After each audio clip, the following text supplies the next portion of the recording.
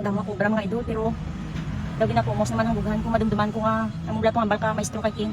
Sa tuod lang sir damo ka na gisang sipyat sir pa kay damo sa sugid na si King sakon sir magluwas ang amo sinang kapon nga gidako wala ka pugong sir kay sobra ka damo sobra ko sir bata tapos ang patong sugid sang bata. Sa tuod lang sir hindi naman mo tubig panugid ni King. May ginakadul mo daw ang ulo niya sir. Tapos ang nakabalo daw sa tudwa ka tao sir. Subong mo yan bas akon sir. Nga ang gin-upload ko diretso sa social media.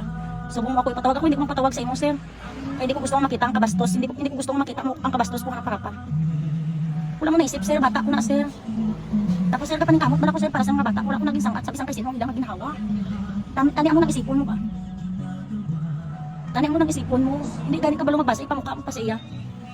Kung naglain ang buot mo kay gin-post ko sa social media sir. Tani na una ang mga hindi ko gembal sa bata, ikumpronta sa bata, ipamukha sa bata, tani indirect mo ko. Bata ko na sir mo. Ano ko madulaan gana mag-eskwela? Bala mo sir, ang duha ko ka mga bata, wala na gana mag-eskwela sir. Wala nag-eskwela. Doon nagambal ko para sa din.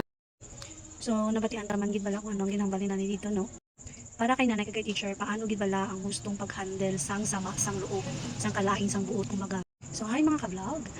May isang nanay nga nag-viral kay ginpagwa niya sa social media ang iya sama ng loob matapos hambalan daw siya sang iya nga teacher nga ay sang teacher sa bata nga mangu daw ining bata niya. So subong istoryahan ta mga sitwasyon hindi para manghusga kay ako isa man ko ka teacher kundi para magintindi sa duha ka side. So para kay nanay no, nay normal gid nga masakitan ka bilang ginikanan. Gusto ta man nga protektahan ang aton nga mga bata. Kahit ako sometimes maka-experience man ko sa sinang nga butang. Pero tani antes na gin-post mo sa social media, ginistorya mo tani anay or ginistorya mo tani anay ang teacher privately. Kay basi pwede pa maayos na wala na gud ako ang ang issue. So para naman kay teacher no, teacher kabalo man kita nga kapoy kagabudlay ang pagtudlo.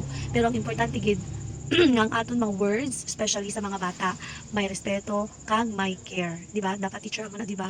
So ang bata dali lang masakitan kang madala nila ina sa ila nga self-confidence o kag also sa pagdako man nila madala nila ina o always na nila ma-recall every time na feeling nila nga daw down sila, di ba? So para ini sa tanan ha. So social media hindi gid permi ang sabat sa problema.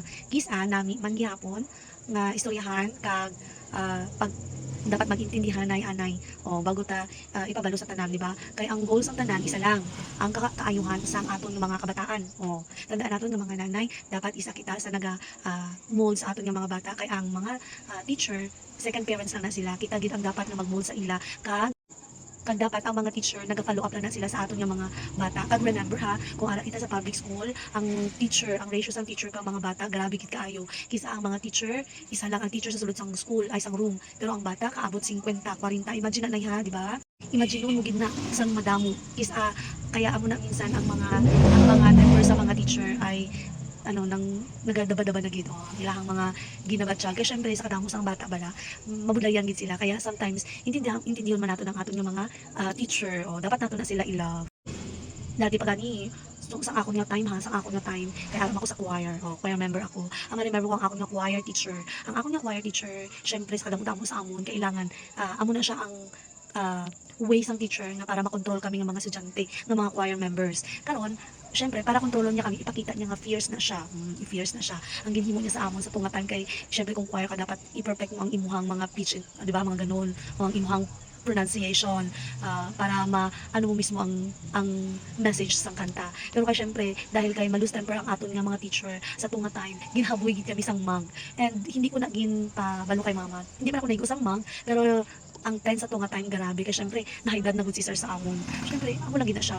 So kaya kita nga mga nanay, ako kay may bata man ako, kita nga mga nanay, intindihon taman gud ang mga teacher kay ang teacher isa lang, ang estudyante madamo. Iba-iba pa na nga mga attitude ang ara sa mga bata. So iba-iba ang bata, iba-iba ang nanay, iba-iba ang attitude. So isa na siya sa way sometimes lang na para makontrol nila ang bata. Pero hindi na the way na hambalan mo ang bata nga manguina nga bata. Yan lang. So wala akong may ginakampihan ha. Hindi ko ginakampihan si teacher, hindi ko man ginakampihan si nanay. So ako lang ako nga mahambal. So ikaw ano ang imong opinion?